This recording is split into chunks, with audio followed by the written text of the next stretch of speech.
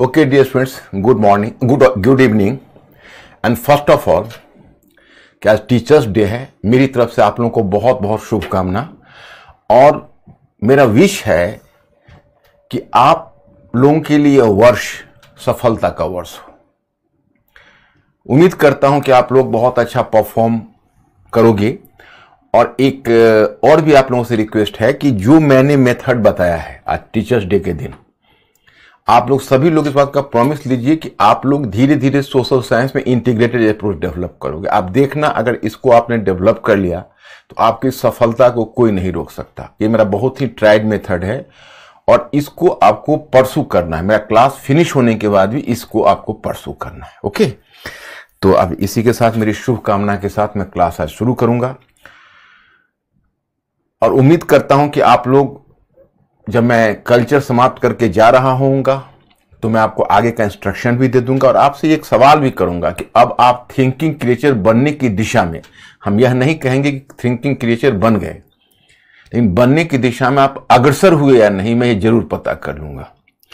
तो चलिए हम पहले आपको मल्टीपल चॉइस क्वेश्चंस कुछ डील करते हैं और डील करके फिर आगे बढ़ते हैं।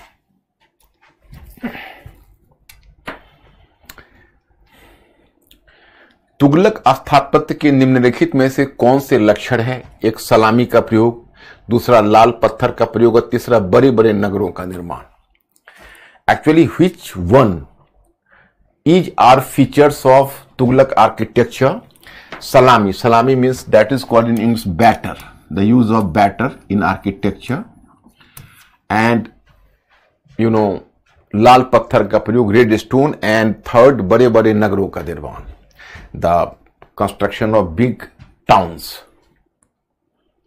Choice A 1 and 2, choice B 1 and 3, choice C 2 and 3, and choice D 1, 2 and 3. Maximum B.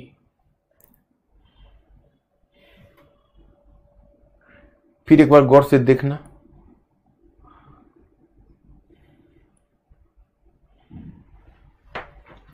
एक बार फिर गौर से देखना अंकुर।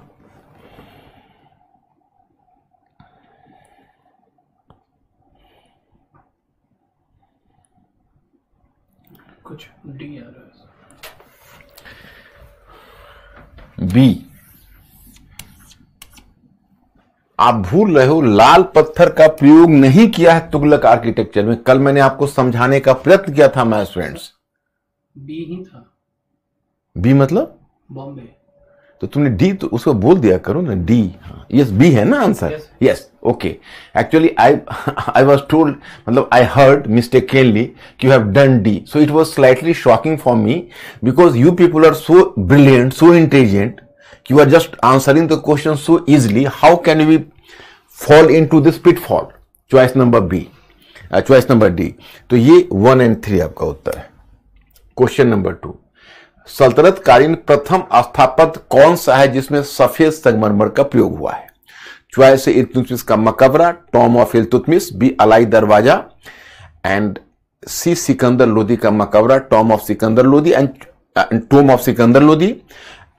इल्तुतमिश का मकबरा, tomb of Iltutmish, B Alai Darwaza, C tomb of Sikandar Lodi and choice D Balban का मकबरा यानी tomb of Balban. Maximum B, Bombay. Alai Darwaza, yes, बिल्कुल, बहुत अच्छा आंसर कर रहे हो। क्वेश्चन नंबर 3, दोहरे परत वाले गुंबद। दोहरे परत वाले का मतलब हुआ double dome, the use of double dome. दोहरे परत वाले गुंबद का प्रयोग निम्नलिखित में किस में हुआ है? चॉइस ए इल्तुतमिश का मकबरा, चॉइस बी अलाई दरवाजा, चॉइस सी सिकंदर लोदी का मकबरा और चॉइस डी बलबन का मकबरा। Tomb of Iltutmish, Alai Darwaza, tomb of Sikandar Lodi, choice D tomb of Balban. Maximum C, Sikandar Lodi, yes, good. Question number 4, सल्तनत कालीन स्थापत्य निर्माण में जोड़ने वाली सामग्री के रूप में निम्नलिखित में किसका प्रयोग हुआ है? एक, चूना, चूना, चूना मतलब lime, gypsum, gypsum another type of you can say item, and third गीली मिट्टी और 4 ग्रेनाइट। तो ये आपके सामने 4 चॉइस है, चूना, जिप्सम, गीली मिट्टी और granite. Maximum a. Yes, brilliant, बहुत अच्छा परफॉर्म कर रहे हो। अब आप लोगों पर मेरा बहुत कॉन्फिडेंस हो रहा है कि आप लोग संभाल लोगे। Question number 5, assertion. बाबर ने हिंदुस्तान में बहुत कम स्थापत्यों का निर्माण करवाया। रीजनिंग, उसे हिंदुस्तान में प्रचलित स्थापत्य में अनुपात और संतुलन की कमी दिखती थी। मैं स्टूडेंट्स जरा संभल के देखना, इस क्वेश्चन में आप फंसने जा रहे हो। आप ठीक से चॉइस पढ़ना, ठीक से रीजनिंग लगाना। यह क्वेश्चन फंसाने वाला प्रश्न है।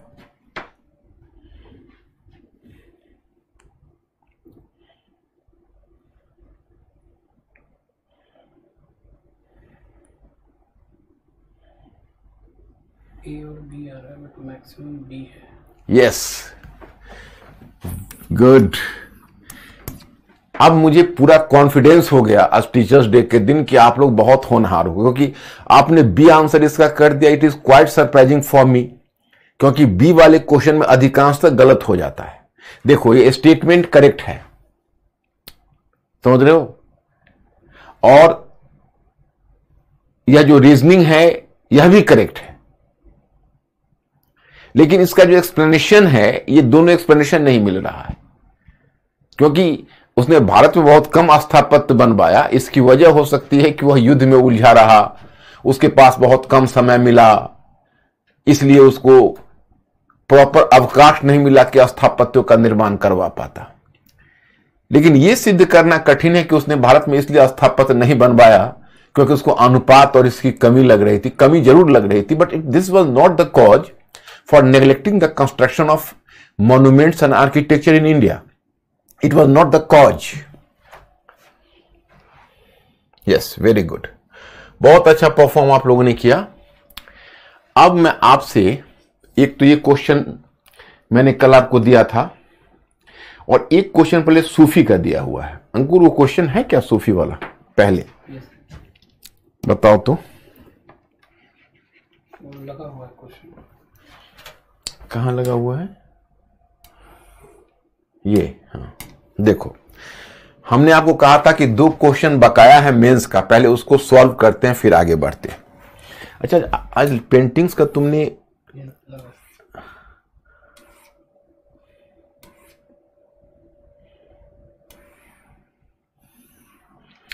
मधुबनी पेंटिंग्स का नहीं लगाया?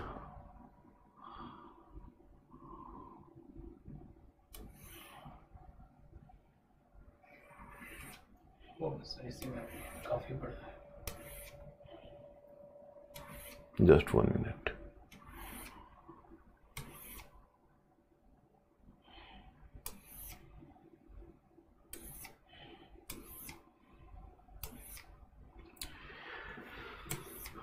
देखिए, चलिए हम इस, मैंने क्या कहा कि 2 क्वेश्चंस ऐसे हैं जो मुझे कल उधार रहे थे, और आज मुझे पहले ये इसको पेड अप करना है। एक तो आपने देखा, हिंदू और मुस्लिम रहस्यवादी संतों के विचार इतने अधिक समान थे कि उनके सामाजिक और सांस्कृतिक क्षेत्र में दोनों के बीच समन्वय को प्रोत्साहन दिया। तो इस प्रश्न के बच्चों, हिंदू और मुस्लिम रहस्यवादी संत, आप जैसे आप प्रीलिम्स का क्वेश्चन इतनी आसानी से कर लेते हो, तो थोड़ी सी अगर कोशिश करोगे तो मेंस के क्वेश्चन को भी आप आसानी से कर सकते हो। जैसे ये प्रश्न है, इस प्रश्न में आप यह दिमाग लगाइए कि यहां पर जैसे टर्म आया, तो टर्म में है कि हिंदू एवं मुस्लिम रहस्यवादी संतों के विचार। तो आप एक काम करिए, आप हिंदू और मुस्लिम रहस्यवादी संतों के जो विचार हैं, तो उस टर्म को आप, मतलब हुआ निर्गुण संत, हिंदू और मुस्लिम रहस्यवादी, यानी रहस्यवादी तो निर्गुण संत है या सूफी संत है, आपको पता है। तो आप इसको ऐसे दे सकते हो कि निर्गुण संत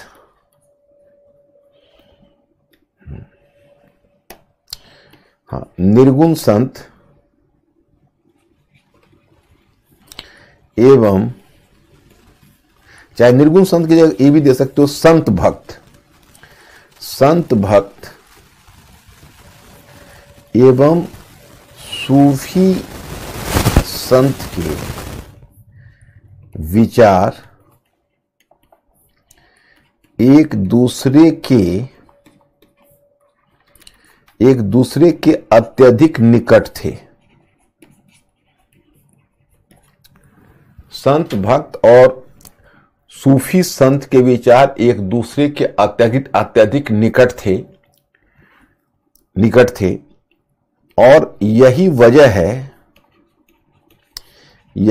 है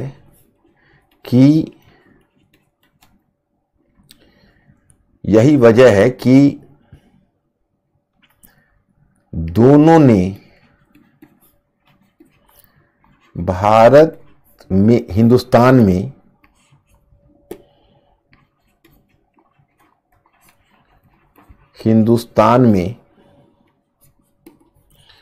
सामाजिक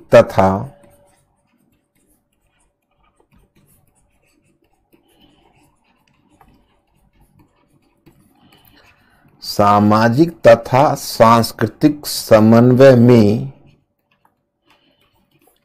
अपनी भूमिका निभाई। मतलब यहां पर आपको टर्म मिलता है कि संत भक्त एवं सूफी संत के विचार एक दूसरे के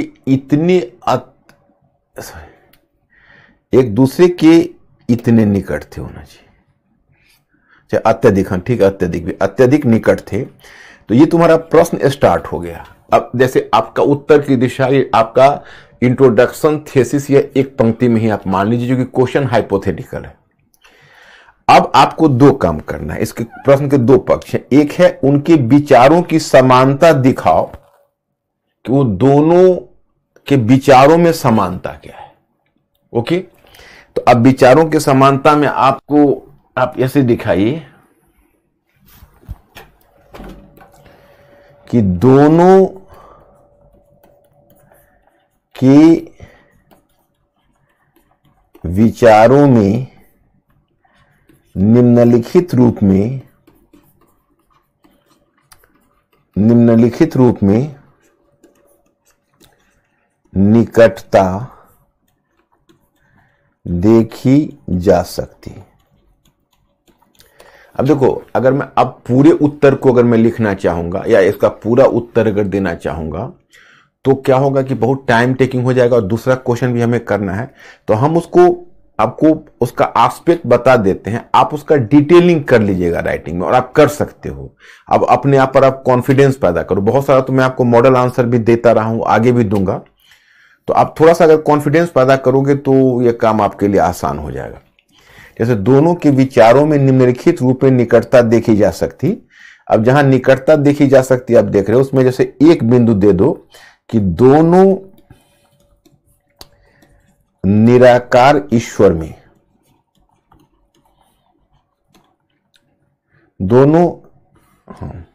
निराकार, जैसे दोनों निराकार सत्ता में, ईश्वर निराकार सत्ता में विश्वास करते हैं।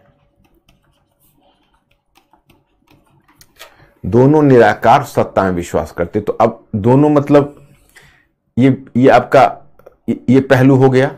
जैसे अब इसमें एक दो लाइन में आप इलेबोरेट कर दो कि वो मानते हैं ईश्वर को। जैसे एक दो सूफी संत का नाम दे दो, बोलो वो अल्लाह को निराकार रूप में आराधना करते हैं। इस्लाम में वैसे भी ईश्वर को निराकार रूप में पूजा जाता है और सूफी संत भी अल्लाह को निराकार रूप में देखते। दूसरी तरफ निर्गुण संत भी, यानी कबीर और नानक जैसे संतों ने भी ईश्वर को निराकार रूप में देखा, उसका कोई आकार नहीं है। और पॉइंट नंबर 2 में कर दीजिए, पॉइंट 2 में कर दीजिए कि दोनों एक अज्ञात सत्ता के प्रति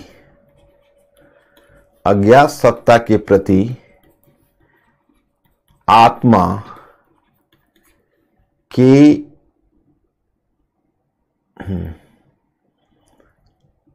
अज्ञात सत्ता के प्रति आत्मा की जिज्ञासा को मानवीय प्रतीकों में व्यक्त करते। अब मानवीय प्रतीकों में व्यक्त करते में तुम उसको दिखाओ कि वो जैसे आत्मा परमात्मा के संबंधों को वह प्रियतम प्रियतमा के रूपक में या उन प्रतीकों में बांधते हैं, तो हो जाएगा। तीसरा देखोगे कि दोनों धार्मिक आडंबर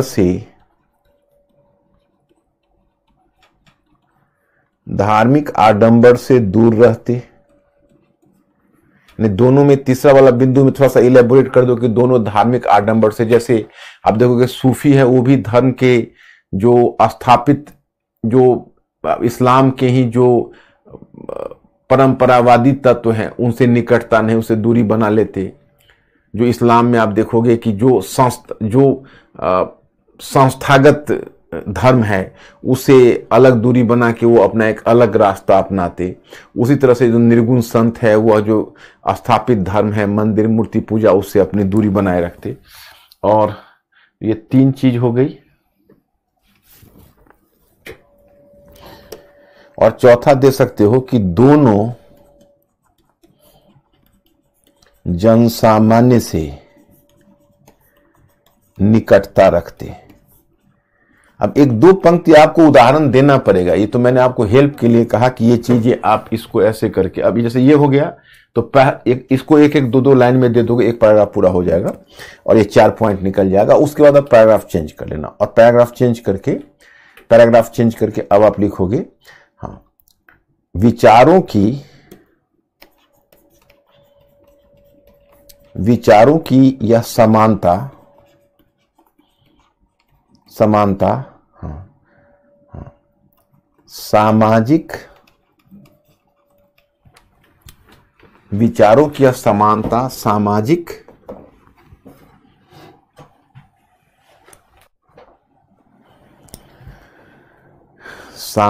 सांस्कृतिक क्षेत्र में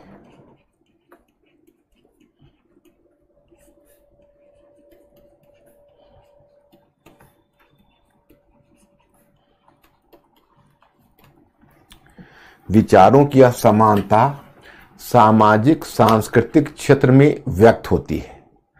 जैसे आप यहां पर दिखाओगे कि विचारों की यह समानता है वह सामाजिक सांस्कृतिक क्षेत्र में व्यक्त होती है। अब आप एक दिखाइए, सामाजिक समन्वय। अब सामाजिक समन्वय में आपको एक उदाहरण दीजिए, आपको मैंने बताया हुआ है, आप वहां कबीर दास का उदाहरण दीजिए। पहले लिखिए कि निर्गुण संत कबीर दास ने मानव ईश्वर की एकता के माध्यम से मानव की एकता का रास्ता प्रशस्त किया या रास्ता तैयार किया। कबीर यह प्रश्न करते हैं कि जब अल्लाह और ईश्वर एक है तो उनके अनुयायी मुसलमान और हिंदू अलग अलग कैसे हो गए, तो ये बिंदु आ जाएगा। दूसरा बिंदु आप देखिए कि सूफी संतों के विषय में कहा जाता है कि उन्होंने हिंदुओं के घरों की कहानी हिंदुओं की भाषा में सुनाई। उदाहरण के लिए मलिक मोहम्मद जायसी का जो पद्मावत का जो नायक है वो एक हिंदू है। और सूफी जो अपने खानकाह में समा लगाते थे, अपने खानकाह में अपने दरगाह पर जो उनके भक्त इकट्ठे होते थे उसमें हिंदू और मुसलमान दोनों होते थे। दूसरा आप दीजिए धार्मिक सद्भाव। तो धार्मिक सद्भाव में दो कि चूंकि दोनों ईश्वर को निराकार रूप में पूजते हैं इसलिए दोनों आडंबर से दूर हैं। और यही वजह है कि जो सूफी विचार है और संत विचार है दोनों में निकटता है, दोनों में रहस्यवाद निकल कर आता है। मतलब दोनों ईश्वर और आत्मा और ब्रह्म यानी आत्मा और परमात्मा के संबंध को दोनों प्रियतम प्रियतमा के संबंधों में बांधते हैं और यहीं से दोनों में रहस्यवाद निकलता है। तीसरा बिंदु दे दो कि दोनों अपने विचारों को लोक भाषा में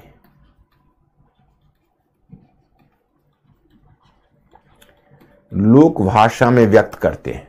ओके, दोनों अपने विचारों को लोक भाषा में व्यक्त करते हैं। ओके, तो मेरे विचार से आपके समझ में ये बात आ गई होगी कि दोनों अपने विचारों को लोक भाषा में व्यक्त करते हैं।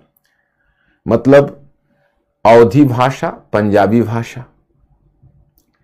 आप अगर दक्षिण भारत में जाइए तो दक्कनी हिंदवी भाषा है। तो इस तरह से आप कम से कम पंजाबी और अवधी भाषा को भी दे देंगे। मलिक मोहम्मद जायसी अवधी भाषा, बुल्ले शाह पंजाबी भाषा, गुरु नानक पंजाबी भाषा, कबीर हिंदवी भाषा। तो इस तरह से आप इसको अपने ढंग से व्यक्त कर सकते हो। तो अब इसको लिखने के बाद और तब निष्कर्ष में एक पंक्ति लिख दो। इस प्रकार हम देखते हैं कि उनके विचारों की समानता ने सामाजिक धार्मिक क्षेत्र में एक प्रकार के समन्वय का सामाजिक सांस्कृतिक क्षेत्र में समन्वय का मार्ग प्रशस्त किया या समन्वय का मार्ग तैयार किया। इसी तरह से देखो, एक चीज जैसे प्रीलिम्स में तुम क्वेश्चन सॉल्व करते हो, अंडरस्टैंडिंग से सॉल्व करते हो, फैक्ट से सॉल्व नहीं करते हो। तो जो मेन एग्जामिनेशन है, मेन एग्जामिनेशन की भी एक विशेषता होती है जो मैं आपको बता दूं कि मेन एग्जामिनेशन में जो क्वेश्चन का आंसर होता है वह आप उस क्वेश्चन के आंसर को आप मान कर चलिए कि that is some sort of manipulation. जो मेन एग्जामिनेशन है उसमें भी जो क्वेश्चन की निकटता है वह एक तरह का मैनिपुलेशन होता है। तो धीरे धीरे अगर आप मैनिपुलेट करने की आदत सीख जाओगे, मैं चाहता हूं कि अब मेरा चूंकि कल्चर कुछ समय में समाप्त होगा, तो उससे पहले तुम लोग ओके कर देते कि हाँ हम राइटिंग भी अब सीख रहे हैं और इसमें हमें कुछ सफलता मिली है, तो मुझे बड़ी खुशी होती। तो आज मैं इस क्वेश्चन को करता हूं और कल वाला क्वेश्चन जो मैंने दिया हुआ है, अच्छा पहले ये बताइए कि इसको आप समझ गए? अंकुर जरा पूछिए मेरे स्टूडेंट से, इस क्वेश्चन का जो मैंने आंसर बताया इनकी समझ में आ गया? क्योंकि कंटेंट तो आप समझ रहे होंगे क्योंकि आपने खुद भी प्रीलिम्स में डील किया है ये सारी चीजों को।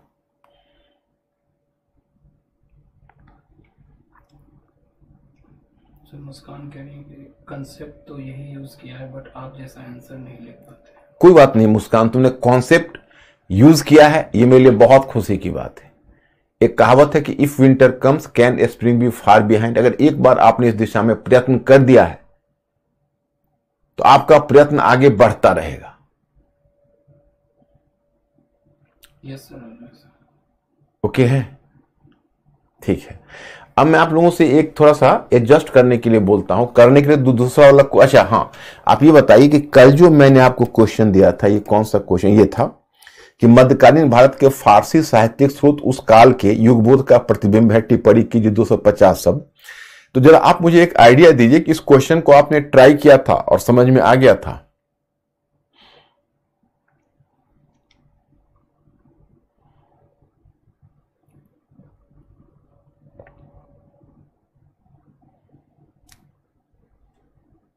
कुछ कर रहे हैं यस, कुछ कर रहे हैं। अच्छा, तो एक काम करते हैं, जैसे आज मैंने वो क्वेश्चन का मॉडल आंसर कवर कर दिया, तो एक काम करते हैं आज हम इसका मॉडल आंसर हम कल कर देते हैं आपको। कारण क्या है कि अगर हमारा टाइम बीत रहा है और अगर हम इसमें लग गए तो आज हम क्वेश्चन आंसर करते ही रह जाएंगे, तो हमारा कोर्स थोड़ा आगे नहीं बढ़ पाएगा। तो इसका आंसर मैं कल कर देता हूं, मेरे ऊपर उधार रहा, इसको मैं कल चुका दूंगा। और एक क्वेश्चन कल के लिए आप लोगों को दे देता हूं, जो आर्किटेक्चर मैंने पढ़ाया हुआ था उसी से मैं क्वेश्चन डाल देता हूं। क्वेश्चन ध्यान रखिए। हाँ,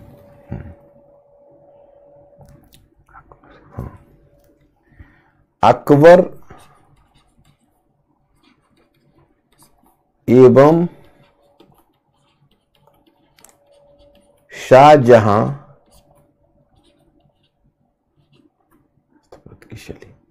के स्थापत्य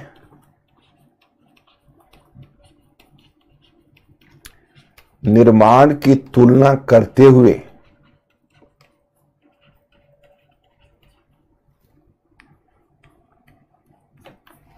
अकबर एवं शाहजहां के स्थापत्य निर्माण की तुलना करते हुए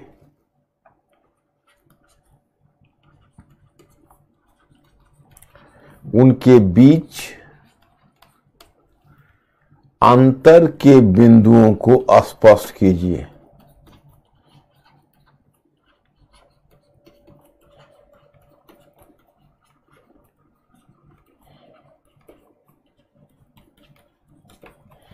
उनके बीच अंतर के बिंदुओं को स्पष्ट कीजिए। अब मुझे थोड़ा एक एश्योर करिए, क्या यह क्वेश्चन आप कर लेंगे?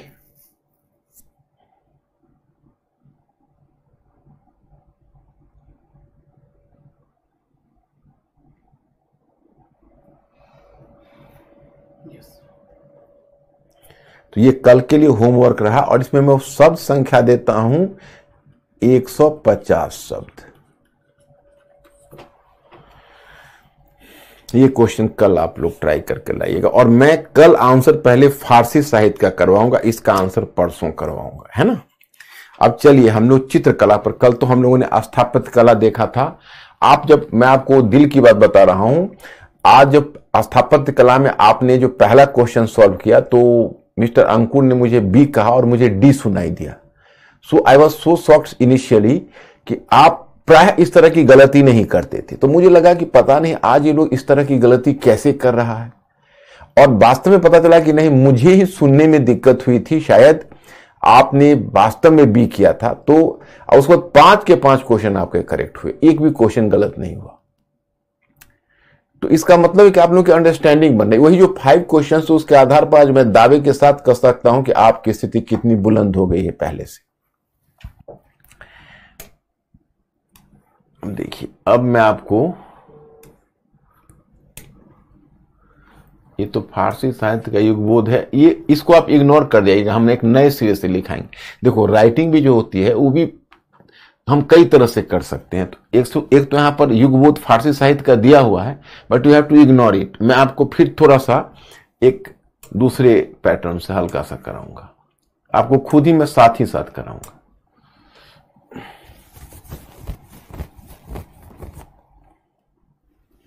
देखिए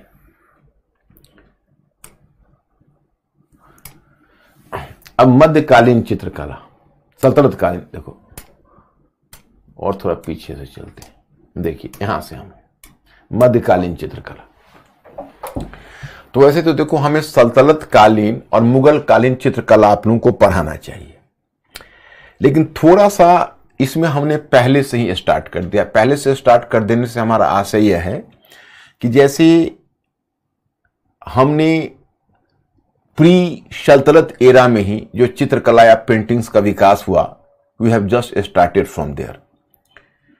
तो प्री सल्तनत कालीन एरा में जब हमने चित्रकला को देखना आरंभ किया तो हमें इतनी सी चीजें ध्यान आने लगी, या इतनी चीजें समझ में आने लगी।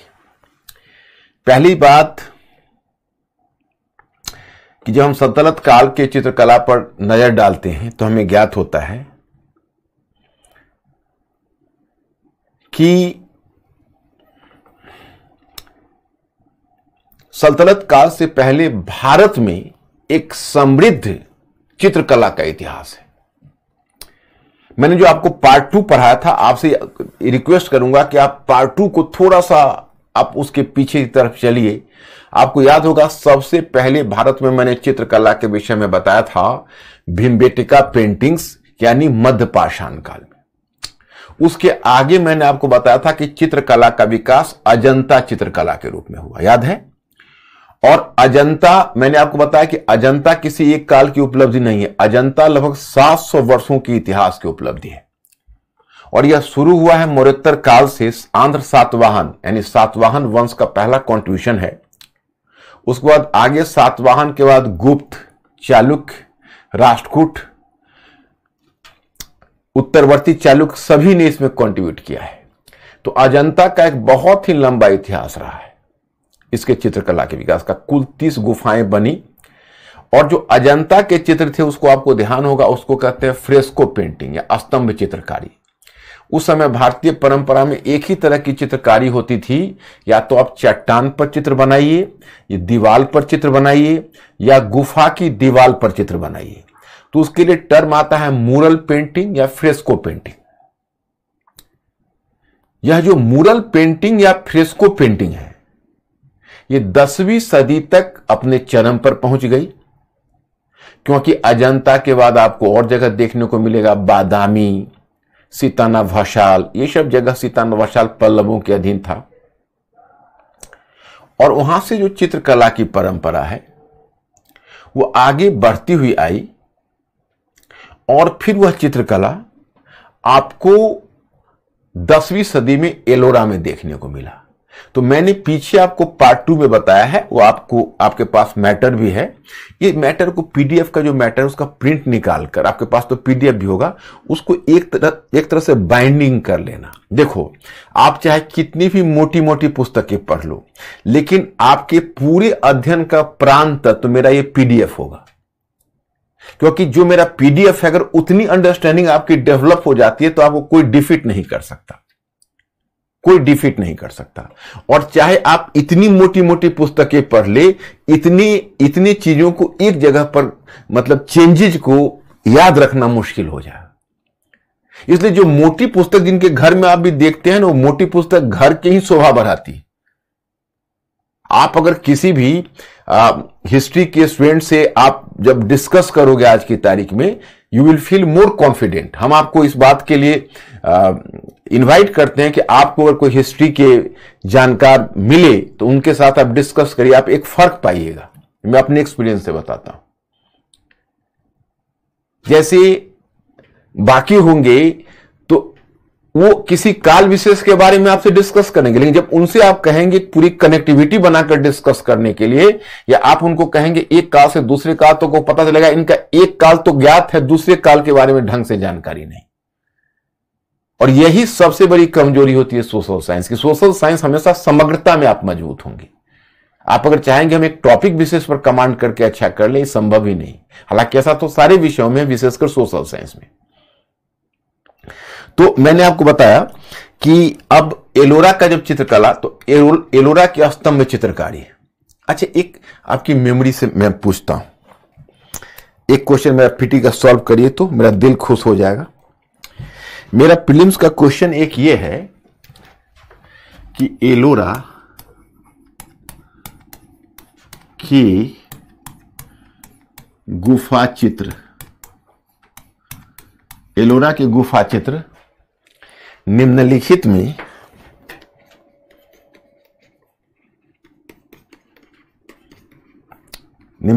में किस धार्मिक पंथ से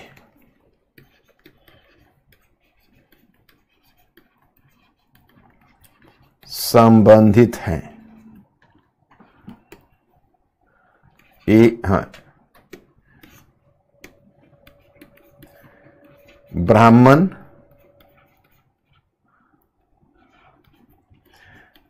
पंथ,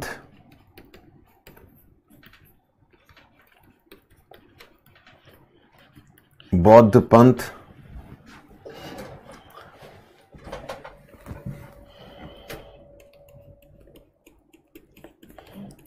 जैन पंथ। ब्राह्मण पंथ, बौद्ध पंथ और जैन पंथ। ओके, ये तीन है।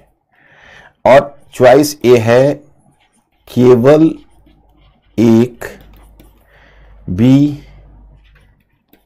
केवल दो, सी एक और दो, और डी एक, दो और तीन।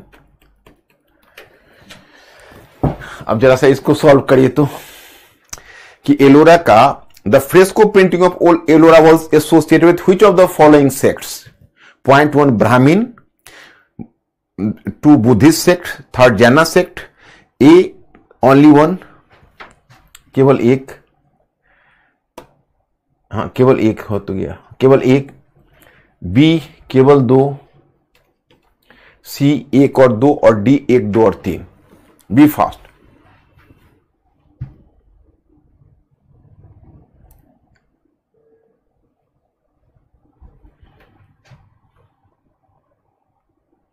मिक्स है बी और डी। बी और डी। अगर बी और डी आ रहे हैं ना, आंसर इसका डी है। ज्यादा कौन आया है? डी आया है। अच्छा मैं स्टूडेंट्स, अब मैं एक टर्म बदल देता हूं, एलोरा की जगह इसको कह देता हूं अजंता, अजंता कर देता हूं। आंसर सेम रहेगा या आंसर बदल जाएगा? अब एलोरा की जगह हमने अजंता कर दिया, अब बताओ आंसर सेम रहा या आंसर बदल गया?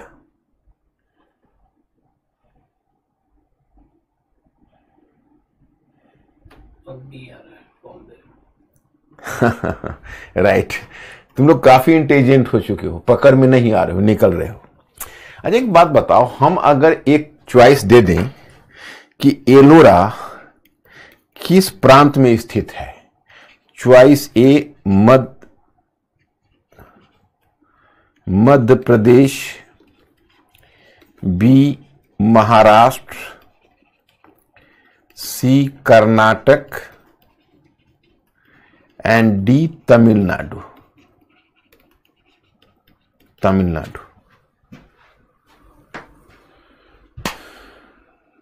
बोलिए। है नी? महाराष्ट्र। Yes, good. अगर यहीं पर मैं एलोरा का नाम बदल के अजंता कर दूं तब क्या आएगा? अजंता।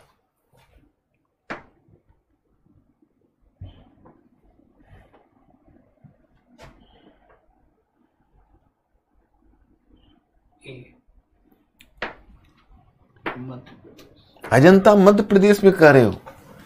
अजंता को मध्य प्रदेश में कहोगे? भीमबेटका मध्य प्रदेश में है, अजंता तो फिर वही है। एलोरा और अजंता दोनों में 50 किलोमीटर की दूरी है। क्या? महाराष्ट्र। हाँ। और अगर हम आपसे पूछे बादामी किस प्रांत में स्थित है? बादामी।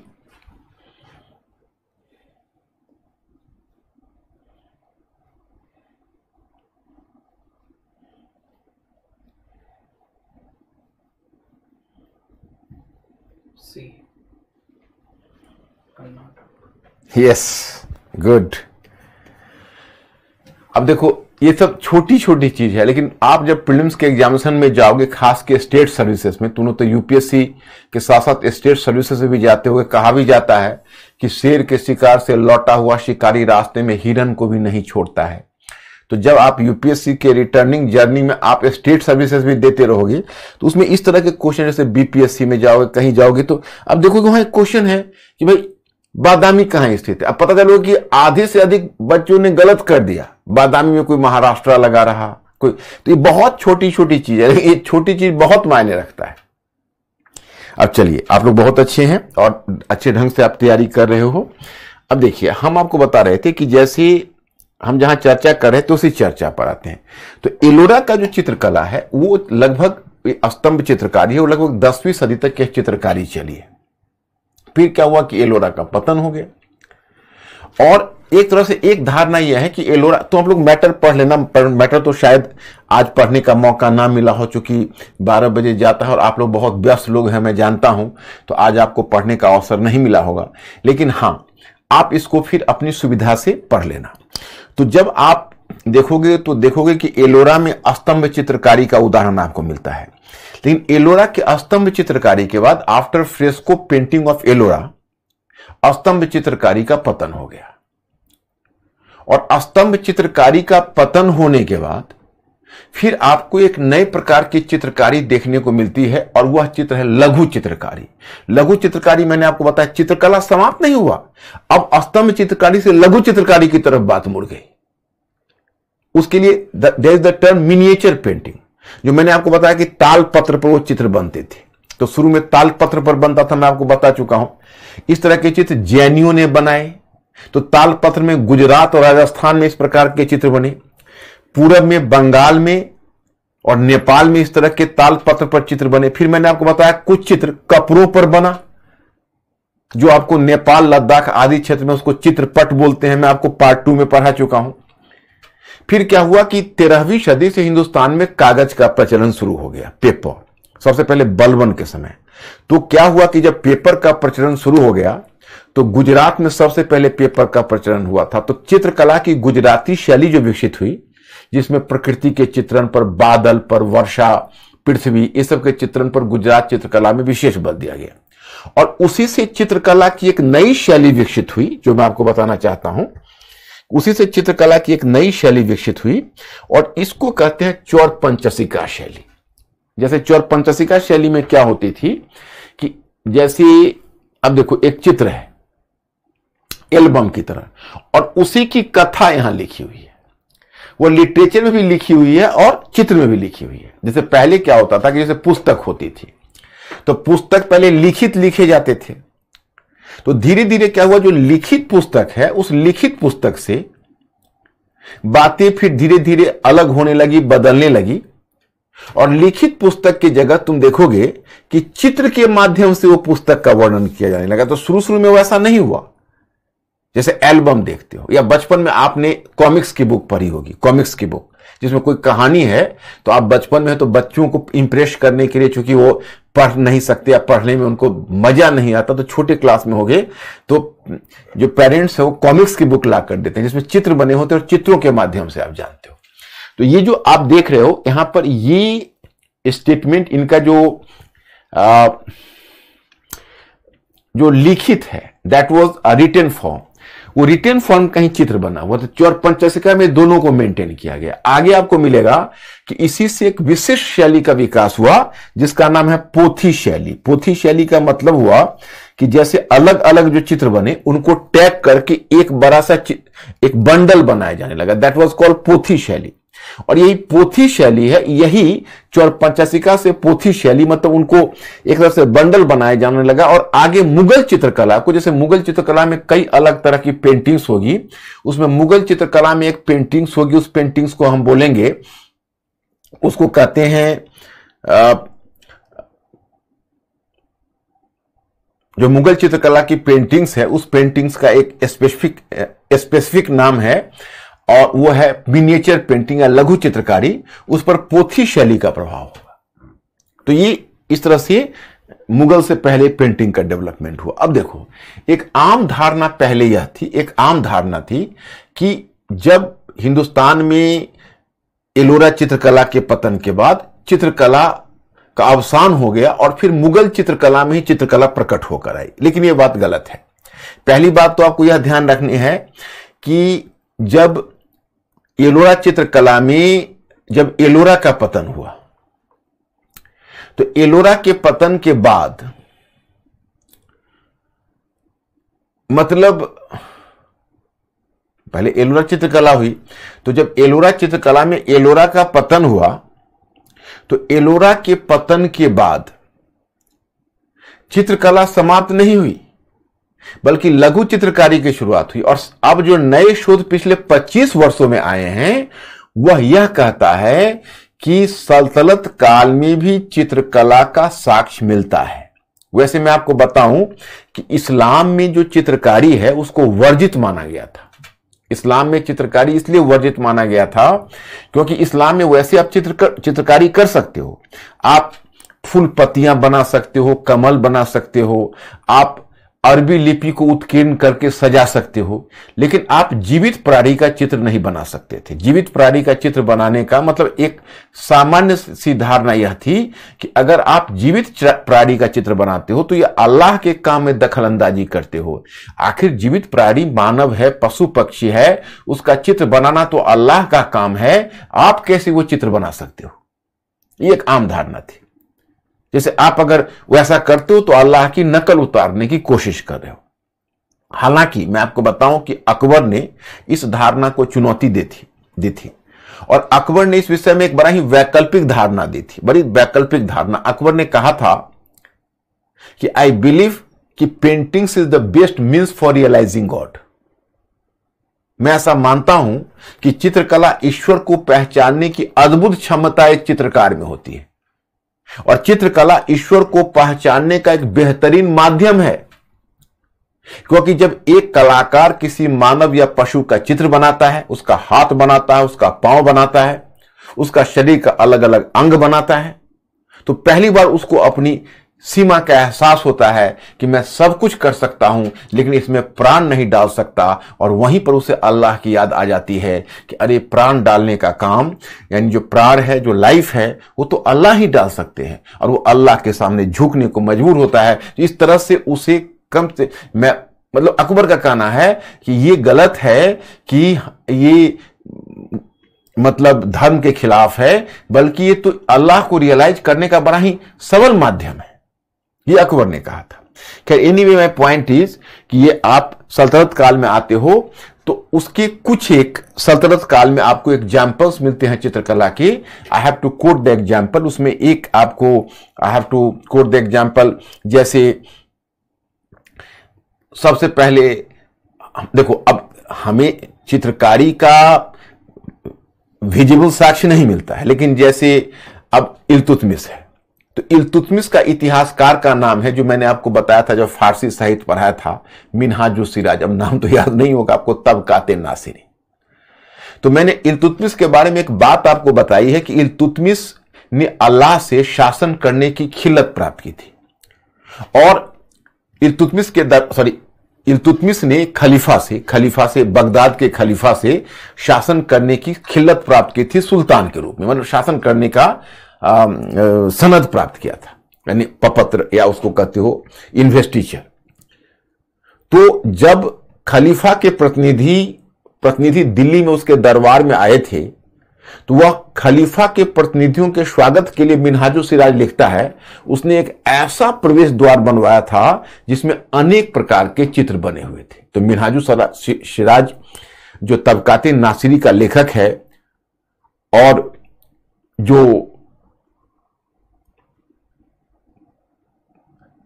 इल्तुतमिश का समकालीन भी है, तो गलत क्यों बोलेगा? इसका मतलब है कि उसमें चित्रकारी होती थी, नंबर 1। नंबर 2 कि एक हिस्टोरियन है, अमीर खुसरो ने ही लिखा है कि मुबारक शाह खिलजी, जो मुबारक शाह खिलजी है, जो अलाउद्दीन खिलजी का पुत्र था, आपको याद होगा।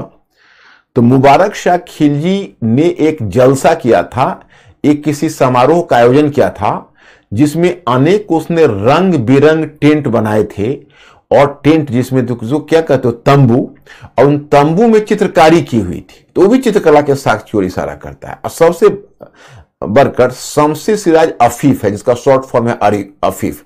मैंने आपको बताया हुआ फारसी साहित्य में, अब तो याद नहीं होगा, आपके मैटर में है कि तारीखे फिरोजशाही 2 लिखी गई थी। एक बर्नी ने लिखी थी, और दूसरी तारीखे फिरोजशाही लिखी थी शमसी सिराज अफीफ ने। तो अफीफ ने लिखा है कि बहुत से चित्र उस समय थे, और फिरोज शाह तुगलक एक समर्पित मुसलमान था, एक रूढ़िवादी मुसलमान, या इस्लाम के नियमों के पालन करवाने के खातिर जो फिरोज शाह तुगलक है, उसने उस पेंटिंग्स को नष्ट करवाए। तो इसका मतलब है पेंटिंग्स थी, लेकिन चलिए पेंटिंग्स रही होगी, लेकिन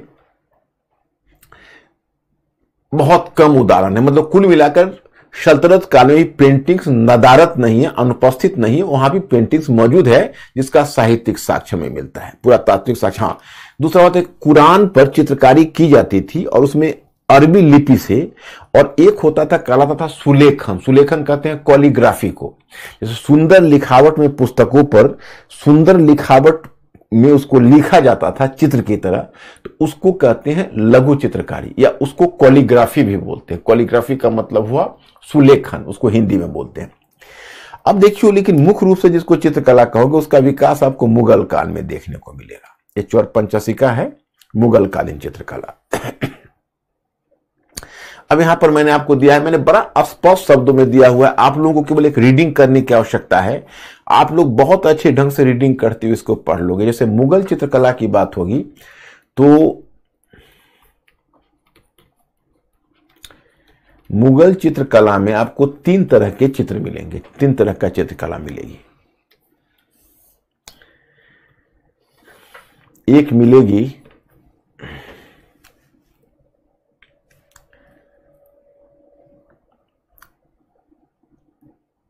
स्तंभ चित्रकारी।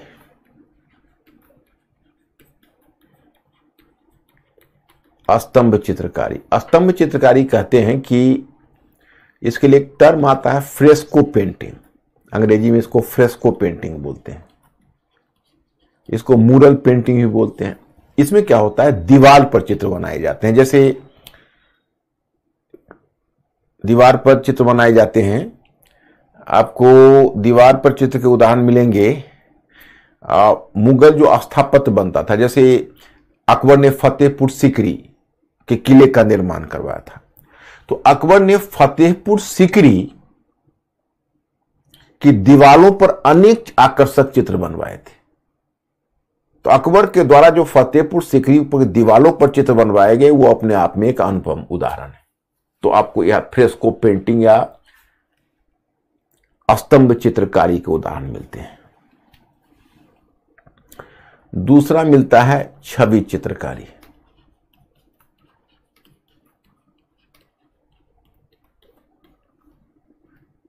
नहीं, इसको तीसरा करते हैं। दूसरा मिलता है लघु चित्रकारी। लघु चित्रकारी, इसका एक दूसरा नाम भी आप दे सकते हो पांडुलिपि चित्रकारी अथवा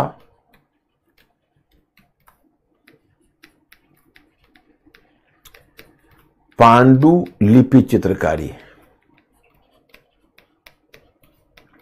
इसके लिए एक टर्म आता है मिनिएचर पेंटिंग।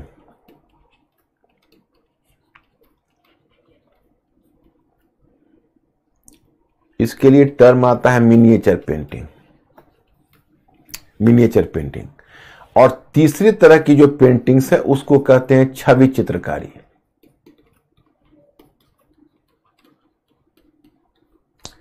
तो छवि चित्रकारी को कहते हैं पोर्ट्रेचर पेंटिंग।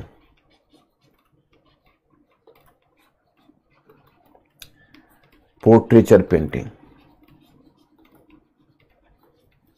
Portraiture painting.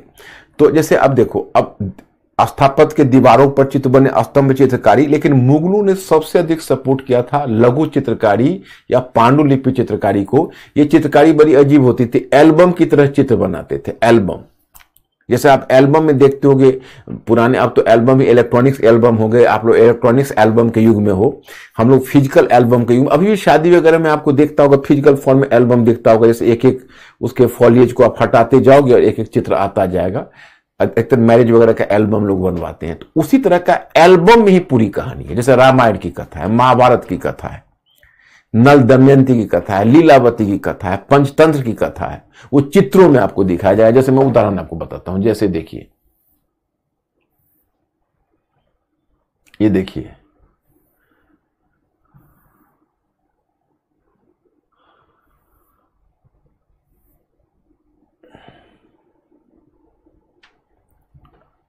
ये देखिए एल्बम, इस तरह के चित्र, ये चित्र, ये पूरी कहानी ही होगी इसमें, एक के बाद दूसरा। हमजानामा, हमजानामा एक कथा है, आप चित्र में ही उसकी आपकी पूरी कहानी देखोगे। ऐसे देखो, ये आपको हमजानामा की कथा है, ये चित्र में ही पूरी कहानी। जैसे आप चित्र को उलटते जाओ, पूरी कहानी देखते जाओ। आईने अकबरी, अब आईने अकबरी टेक्स्ट है, उसकी कहानी जो है इसी तरह से चित्र में बना हुआ है। खामसा, ये देखो रामायण की कथा है।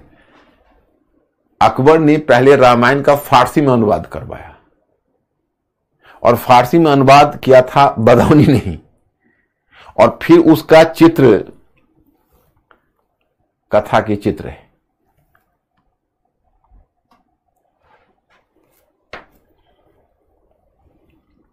देखिए,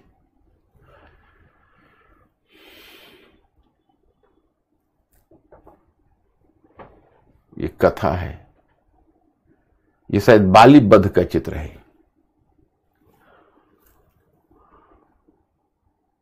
शाहनामा, फिरदौसी का शाहनामा है, वो चित्र में बनाया गया। तो ये बहुत बेहतरीन किस्म के चित्र मुगल काल में बने। अब देखो, सबसे पहले तो अब आ जाओ पॉइंट पर।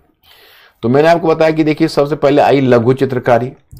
तो लघु चित्र, स्तंभ चित्रकारी भी चलती थी। अब बाबर है, तो बाबर की चर्चा ही छोड़ो, बाबर के पास तो वक्त नहीं था और बहुत संघर्षशील लाइफ था। हुमायूं की चित्रकारी में रुचि थी, और हुमायूं चित्रकला को प्रोत्साहन भी देना चाहता था, परंतु उसका लाइफ भी तो बहुत संघर्षपूर्ण जीवन रहा, आपको पता है। तो बहुत समय तक तो यहां से वो ईरान गया, लेकिन ईरानी चित्रकला का प्रभाव, ईरानी संपर्क में हुमायूं आता है। और जब वो हुमायूं जब ईरान में ही है, तो आप वहां पर देखोगे कि वो जब ईरान के शाह के दरबार से, शाह तहमास प्रथम के दरबार से, अब तो कहानी शायद आपको याद होगी या नहीं होगी, शाह तहमास प्रथम के दरबार से जब वो वापस आने लगा, तो अपने साथ दो प्रसिद्ध चित्रकार को लेकर आया था। एक का नाम था मीर सैयद अली, और दूसरा का नाम था ख्वाजा अब्दुल समद। देखो, मैंने कुछ चित्रकारों का नाम लिखा भी हुआ है। ख्वाजा अब्दुल समद। तो मीर सैयद अली और ख्वाजा अब्दुल समद ये दो ऐसे चित्रकार थे जिसको अपने साथ वह मुगल दरबार में लेकर आया और उनसे उसने चित्र बनवाए थे जिसमें उसने खानदान तैमूरिया की चित्रकारी, खानदान तैमूरिया एक कथा थी, जैसे पूरे खानदान के तैमूर के खानदान की कहानी थी, उसकी चित्रकारी उसने करवाई थी खानदान तैमूरिया की। फिर आगे देखते हो कि मीर सैयद अली और ख्वाजा अब्दुल समद अकबर के दरबार में भी कंटिन्यू किया, वो अकबर के दरबार में भी कंटिन्यू करता है और उसको अकबर ने उनको सीरीन ए कलम, इसको एक उपाधि दी थी, वो उपाधि का नाम था सीरीन ए कलम, सीरीन ए कलम की उपाधि दी थी, इतनी बड़ी उपाधि इसको दी। और फिर शायद अकबर के दरबार में हमजानामा नामक कृति के चित्रकारी उसने की।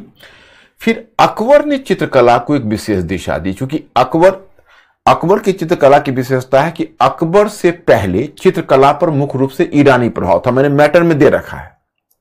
लेकिन अकबर आया तो अकबर ने चित्रकला का भारतीयकरण करने में बहुत भूमिका निभाई, उस पर भारतीय प्रभाव, जैसे राजपूत शैली भारत में प्रचलित थी तो राजपूत शैली का प्रभाव आपको अकबर के काल में देखने को मिलेगा। जैसे मैं आपको बताता हूं अंतर क्या है।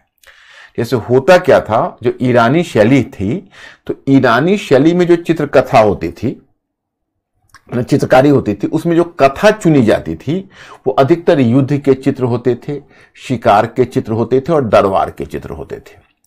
और भारतीय चित्रकला में धार्मिक चित्र ज्यादा प्रधान था। तो अकबर के चित्रकला में देखोगे कि शिकार, दरबार और युद्ध के चित्र भी हैं, लेकिन धार्मिक चित्र भी बड़ी संख्या में बनाए गए, जो भारतीय चित्रकला का प्रभाव है। दूसरी बात है कि जो ईरानी चित्रकला है उसमें चौड़े ब्रुश का प्रयोग होता था, जैसे ब्रुश जिसे आप चित्रकारी करते हो वो चौड़े होता था, यानी फ्लैट होता था, और भारतीय चित्रकला में गोल ब्रुश का प्रयोग करते थे। ये टेक्निकल पहलू है उसका। तो अकबर के काल में गोल ब्रुश का प्रयोग बढ़ गया था। तीसरी बात यह है कि जो भारतीय चित्रकला है उसमें ब्लू कलर और रेड कलर का बहुत ज्यादा महत्व है। तो अकबर के चित्रकला में आपको नीला रंग और लाल रंग का प्रभाव ज्यादा दिखेगा, वो भारतीय चित्रकला का प्रभाव है। तो एक तो ये आपको बहुत महत्वपूर्ण पहलू दिखेगा। दूसरी बात है कि जैसा अबुल फजल, अकबर का दरबारी लेखक, लिखता है कि अकबर के तस्वीर खाने में 17 चित्रकार थे, जिसमें सबसे अग्रणी चित्रकार था दसवंत। अब देखोगे उसमें अधिकांश चित्रकार हिंदू हैं, उसमें सबसे अग्रणी चित्रकार है जिसका नाम है दसवंत। दसवंत, और दसवंत एक कहार का बेटा है, बाद में विक्षिप्त हो गया था, वो मतलब पागल हो गया था। तो उसने, अब देखो वहां पर जो अकबर के दरबार में जो चित्रकार हैं वह वेतन प्राप्त कर्मचारी हैं, वे तरह तरह के चित्र बनाते हैं। मतलब अकबर के दरबार में जो चित्रकार आपको दिखेगा वो कई चित्रकार मिलकर भी चित्र बनाते थे, और अलग अलग चित्रकार एक ही चित्र के अलग अलग भाग को बनाते थे। माने एक ही चित्रकार, मतलब अलग अलग चित्रकार एक ही चित्र के अलग अलग भाग को बनाते थे। कोई पैर बनाता, कोई हाथ बनाता, कोई मुख बनाता। और अकबर के काल में एक और आपको चित्रकारी में महत्वपूर्ण परिवर्तन दिखेगा, छवि चित्रकारी का महत्व बढ़ने लगा। और ये छवि चित्रकारी का प्रभाव बढ़ाने में किसका योगदान है? पुर्तगीजों का प्रभाव है। क्योंकि यूरोप में आपने पढ़ा है वर्ल्ड हिस्ट्री में एक पुनर्जागरण हुआ, तो यूरोपीय पुनर्जागरण के बाद व्यक्ति का महत्व बढ़ गया। यू विल फाइंड दैट कि after European renaissance there was the growing significance of an individual. धीरे धीरे यूरोपीय पुनर्जागरण के बाद व्यक्ति का महत्व बढ़ गया, और जैसे ही व्यक्ति का महत्व बढ़ा तो अब छवि चित्रकारी प्रमुख हो गई। जो पोर्ट्रेचर पेंटिंग है दैट बिकेम मोर इंपॉर्टेंट, क्योंकि पोर्ट्रेचर में एक व्यक्ति का चित्र है, इतना पहले व्यक्ति को महत्व नहीं मिलता था कि उसकी छवि बने, लेकिन अब छवि चित्रकारी शुरू हो गई। और फिर अकबर के दरबार में आपको एक और भी चीज मिलेगी, पोर्ट्रेचर पेंटिंग या छवि चित्रकारी तो शुरू हुआ, और पुर्तगीजों के प्रभाव से एक नई तकनीकी शुरू हुई। जानते हो उस तकनीकी को कहते हैं, उसको बोलते हैं technique of foreshortening. Technique of फॉरशॉर्टेनिंग।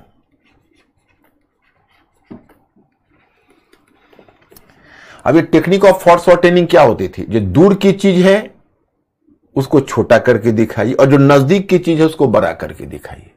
तो दूर की चीज को छोटा करके और नजदीक की चीज को आप बड़ा करके दिखाएंगे तो उसी को कहते थे technique of foreshortening. That is called the technique of foreshortening. You know, नजदीक की चीज को छोटा करके और दूर की चीज को बड़ा करके दिखाने का। दूर की चीज को छोटा करके और नजदीक की चीज को बड़ा करके दिखाने का। जैसे आप कहीं कहीं किसी दीवार पर एक चित्र देखते हो, इमेजिन करो, तो आप देखते हो कुत्ता बिल्ली का पीछा कर रहा है और कुत्ता यहां और बिल्ली बहुत दूर भागी जा रही है। अब एक ही दीवार पर यह इफेक्ट कैसे आएगा? ये इफेक्ट एक ही दीवार पर एक ही सतह पर लाने के लिए खास टेक्निक का प्रयोग होता था। तो ये अकबर के काल के चित्रकला की उपलब्धि है। अब आते हो जहांगीर। जहांगीर के बारे में कहा जाता था कि जहांगीर चित्रकला में उसकी बहुत अभिरुचि थी। जैसे अकबर की अभिरुचि स्थापत्य कला में भी थी, चित्रकला में भी थी, संगीत कला में भी थी। जहांगीर की भी अभिरुचि संगीत कला में थी, लेकिन जहांगीर की सबसे अधिक अभिरुचि थी तो चित्रकला में थी। मतलब जहांगीर के बारे में कहा जाता है कि जहांगीर चित्रकला का इतना बड़ा पारखी था कि जहांगीर क्लेम करता था कि अगर कोई चित्रकार चित्र बनाता है और अलग अलग चित्रकार अगर एक ही चित्र को बनाए तो उन चित्रों को देखकर मैं पहचान सकता हूं कि इस चित्र का कौन सा भाग किस चित्रकार ने बनाया। That is a very important thing you can say, कि एक चित्र को देखकर अगर वो पहचान जाता हो कि इस चित्र का कौन सा भाग किस चित्रकार ने बनाया है, इट वॉज रियली सरप्राइजिंग कि how was it possible. Number 1। Number 2, Jahangir के दरबार में चित्रकला में एक टर्निंग पॉइंट आपको देखने को मिलेगा। लघु चित्रकारी का महत्व कम हो गया, यानी पांडुलिपि चित्रकारी जिसको आप मिनिएचर पेंटिंग कहते हो, तो मिनिएचर पेंटिंग का महत्व कम हो गया और छवि चित्रकारी का महत्व बढ़ गया। बल्कि इतना तक कि आपको जहांगीर के दरबार में एक बात ज्ञात होगी कि जहांगीर के कोर्ट में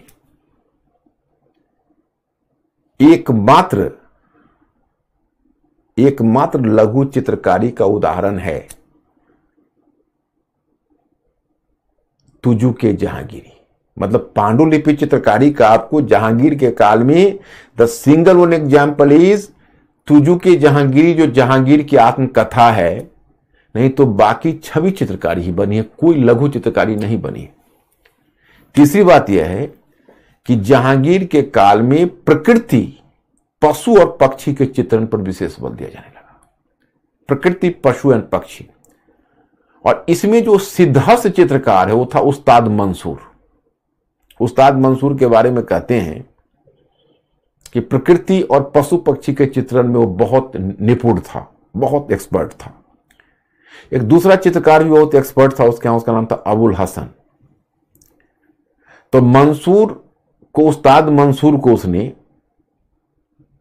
नादिर उल उस्र की उपाधि दी थी, नादिर उल उस्र।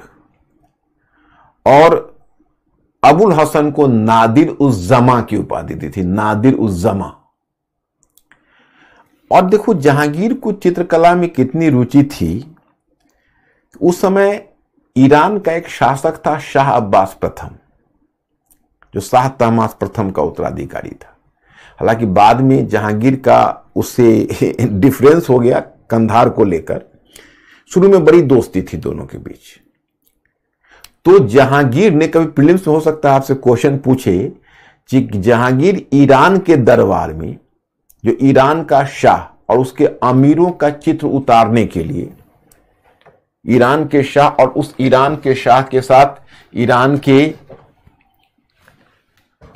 बाकी अमीरों का चित्र उतारने के लिए उसने किस चित्रकार को भेजा था? तो जहांगीर ने जो चित्रकार को भेजा था उसका नाम था बीशन दास।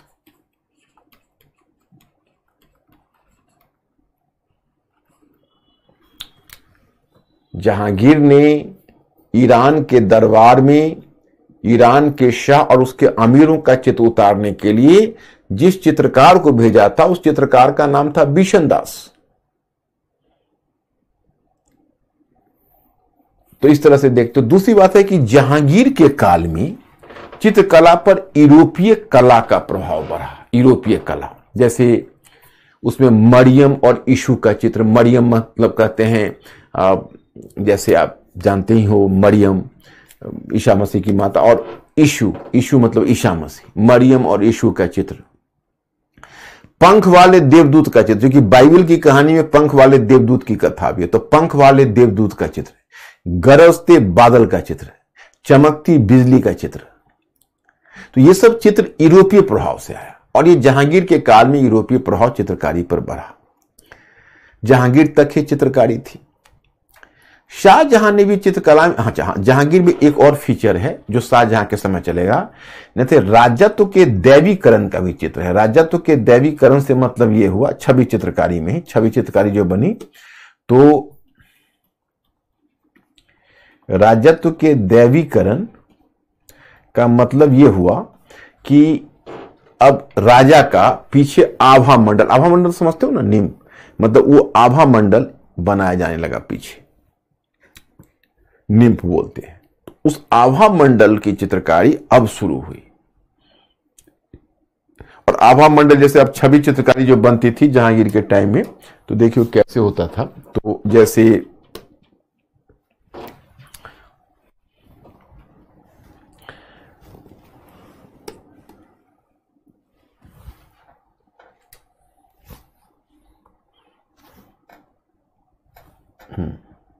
जैसे देखिए अब ये है, तो आभा मंडल जैसे बनता था, तो जैसे मान लो चित्र है, ओके, तो चित्रकारी की एक विशेषता जो जहांगीर के समय विकसित हुई, छवि चित्रकारी। जैसे मान लो ये छवि है, किसी व्यक्ति का, राजा का चित्र बना ये से, और जैसे ये हुआ चित्र, ये चित्र बना, तो इसमें एक नई टेक्निक शुरू हुई, इसको कहते हैं डेकोरेटेड मार्जिन्स। डेकोरेटेड मार्जिन्स का मतलब हुआ कि उसके कॉर्नर को फूल पत्ती से, उसके कॉर्नर को ऐसे डेकोरेट करते थे फूल पत्ती से, ऐसे, इसको डेकोरेटेड मार्जिन बोलते थे, ऐसे, जैसे ऐसे, इसको डेकोरेटेड मार्जिन बोलते थे। इस तरह से चित्र बनता था। तो राजत्व का दैवीकरण, राजा को आभा मंडल बनाकर, जो किंग है, मोनार्क है, बादशाह है, उसका आभा मंडल बनाया जाने लगा, उसका चित्र बना। और फिर ये परंपरा शाहजहां के समय भी रही। मतलब ये जो शैली थी, इसका विकास शाहजहां के समय देखा गया। लेकिन शाहजहां के समय चित्रकला का पतन हो गया, क्योंकि शाहजहां ने रंगों के प्रयोग के बदले वह धातुओं का जो चूर्ण है, जैसे सोने चांदी के बुरादे समझते हो, छोटा छोटा जो कर होता है, उससे वो अब चित्र बनवाने लगा। तो क्या हुआ कि धीरे धीरे सजावट महत्वपूर्ण हो गई और चित्र की जो मौलिकता है उसका डिक्लाइन हो गया। क्योंकि देखो ऐसा होता है कि आप अगर किसी चीज के बाह्य रूप पर ज्यादा बल देते हो तो उसकी जो मौलिकता है वो नष्ट हो जाती है। तो शाहजहां ने जो सोने के बुरादों और चांदी के बुरादों का चित्र को सजाने के लिए प्रयोग किया, इस कारण से उसकी जो मौलिकता है चित्र की वो नष्ट हो गई।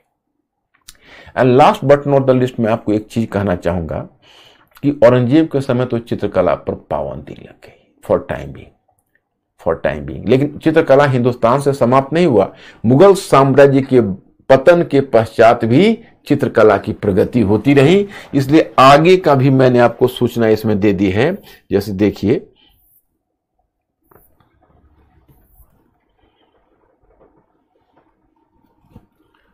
मुगल काल के पश्चात देखिए राजस्थानी चित्रकला की शैलियां। राजस्थान की जो शैलियां उस पर राजपूत चित्रकला का प्रभाव है। प्रकृति, पशु, पक्षी आदि के चित्रण पर विशेष बल दिया गया है। अब जो राजस्थानी चित्रकला उसमें आमेर जयपुर शैली है, बूंदी कोटा शैली है, बीकानेर शैली है। तो राजपूत चित्रकला के रूप में जैसे प्रकृति, पशु, पक्षी के चित्रण पर विशेष बल दिया गया है। यह मुगल चित्रकला के पतन के बाद यह फलता फूलता रहा। दूसरा है किशनगढ़ शैली। किशनगढ़ आपको जयपुर के से आगे दिखेगा। तो जो किशनगढ़ है वहां पर सामंत सिंह थे, वो कृष्ण भक्त थे, उन्हें राधा कृष्ण के चित्रों पर विशेष रूप से बल दिया। यह आपको पीटी में पूछा जा सकता है, किशनगढ़ शैली। तो ये विकास राजस्थान और आसपास के क्षेत्र में हुआ था, सौंदर्य शास्त्री, कृष्ण भक्ति। फिर आपको देखिए किशनगढ़ शैली के ही है चित्र है, राधा कृष्ण का चित्र। मिथिला अथवा मधुबनी शैली, ये बहुत फेमस है, अभी जानते हो। इसमें दो तरह के चित्र हैं, आपको चित्र मिल जाएगा। एक को बोलते थे स्तंभ चित्रकारी। जैसे स्तंभ चित्रकारी में एक टर्म आता है कोहबर। कोहबर शब्द का मतलब नहीं समझते होगे, बिहार के लोग हो सकता है समझते होंगे, अदर प्रांत वाले नहीं समझते होंगे। कोहबर क्या होता है, जैसे पति जब शादी होती है तो लड़के लड़की को बिहार में एक दीवार को सजाया कर, एक जैसे कोई जगह पर दीवार को सजाया जाता है और दीवार पर जानबूझकर कुछ इरोटिक चित्र बनाए जाते हैं, मतलब कामुक चित्र बनाए जाते हैं, और पति पत्नी को शादी के बाद रात में वहीं सुलाया जाता है, उसी कोहबर में, उसी थोड़े समय के लिए। मतलब एक रिचुअल है कि उसी दीवार के पास, तो उसको कोहबर बोलते हैं। तो कोहबर बनने की प्रथा मधुबनी चित्रकला में बहुत ज्यादा फेमस थी। और दूसरे को कहते थे आड़ीपन। आड़ीपन में क्या होता था, जो आंगन या घर के चौकट, चौकट समझते हो जहां दरवाजा होता है, तो उसमें वो क्या करते थे, चावल, जैसे रंगीन रंग में चावल मिला के और चावल से, रंगीन चावल से आंगन को और उसके चौकट को सजाते थे, उसको आड़ीपन बोलते थे। मधुबनी चित्रकला की विशेषता थी। तो ये चित्रकला आपको मिल जाएगा। फिर मंजूषा शैली आपको मिल जाएगा, ये भी बिहार में भागलपुर वगैरह का है। बहुला विषरी की कथाएं हैं। और ये मधुबनी पेंटिंग्स का चित्र देखिए, कोहबर पेंटिंग्स। कोहबर में ऐसे ही पेंटिंग्स की जाती थी जहां लड़के लड़की को बैठाया जाता था, कोहबर।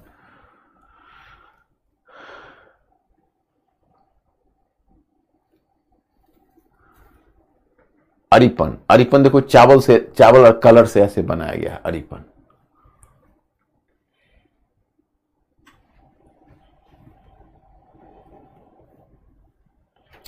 मंजूषा आर्ट, ये भागलपुर वगैरह में। दक्कन शैली, एक दक्कन शैली जो आपको, इस शैली के महान संरक्षक बीजापुर के अली शाह तथा उत्तराधिकारी इब्राहिम शाह थे। तो दक्कन शैली देखिए, गुजराती शैली, गुजराती शैली जो पहले चला आ रहा है वही शैली बाद में प्रचलित थी, डॉक्टर आनंद कुमार स्वामी को प्राप्त है। गुजराती पेंटिंग्स देखिए, गुजराती पेंटिंग्स।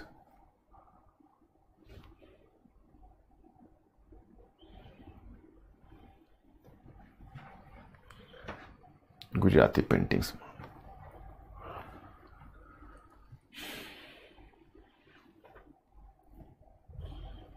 राजपूत शैली,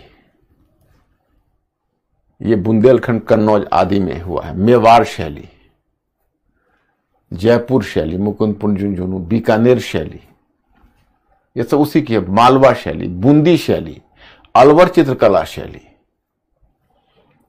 पहाड़ी चित्रकला शैली।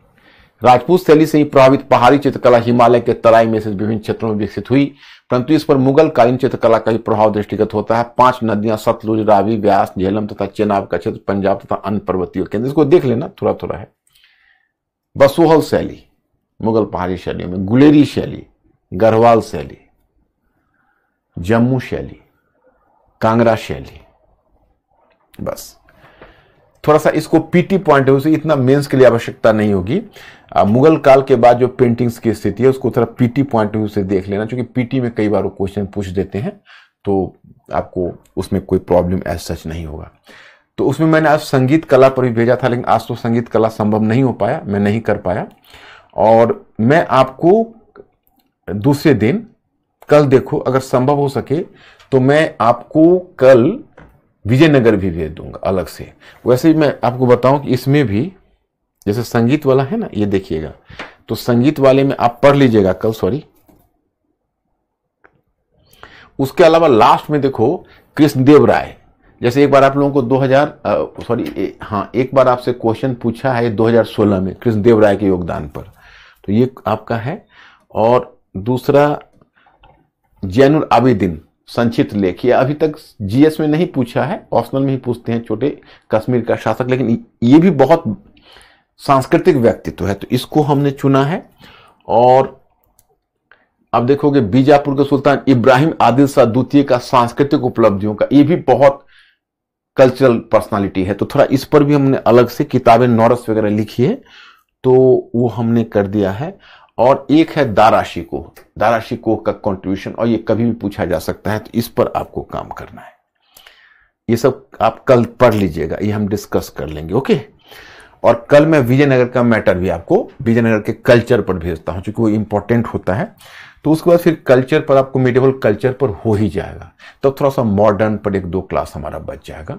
मॉडर्न में ज्यादा, मॉडर्न तो हम ऑलरेडी करा चुके हैं, कल्चरल पॉइंट है उसे मॉडर्न करा देंगे, तो अब बहुत ज्यादा टाइम नहीं लगेगा।